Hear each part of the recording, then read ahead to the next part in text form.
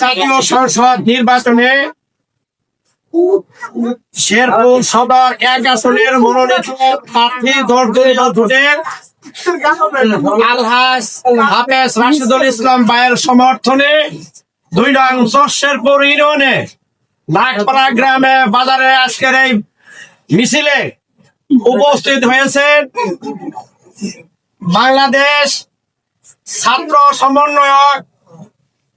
শাহিনুর রহমান সাহিব, উপস্থিত হয়েছেন Bangladesh AB party 2 নং শেরপুর ইউনিয়ন শাখার সুযোগ্য সভাপতি জননেতা জনাব মাহমুদুল হাসান, উপস্থিত আছেন বাংলাদেশ জামাত ইসলামী 2 নং শেরপুর ইউনিয়নের সুযোগ্য সভাপতি জনাব সুলতান আহমেদ খান, সহকারী সেক্রেটারি একে মুজাম্মিল ভাই এবং অত্র ওয়ার্ডে 5 নং ওয়ার্ডের সুযোগ্য সভাপতি আখতার হোসেন, সহকারী সেক্রেটারি 2 নং শেরপুর ইউনিয়ন আসমত আলী মাস্টার সহ সবাইকে আমার সালাম, আসসালামু আলাইকুম রহমতুল্লাহ।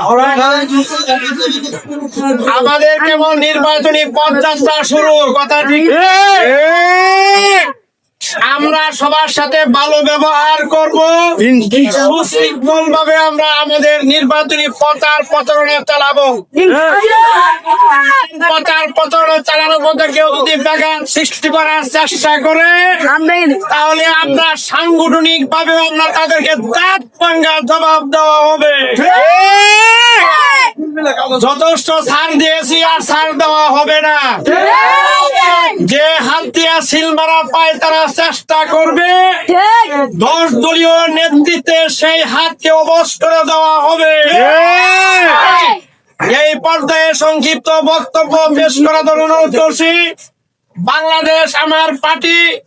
এবি পার্টির সুযোগ্য সভাপতি জনাব মাহমুদুল হাসানকে সংক্ষিপ্ত কথা বলার অনুরোধ করছি। জাতীয় সংসদ নির্বাচনের শেরপুর সদর 1 আসনে মনোনীত প্রার্থী আলহাজ হাফেজ রাশিদুল ইসলাম সাহেব ওনার দাঁড়িপাল্লার প্রতীকে নাগপাড়া বাজার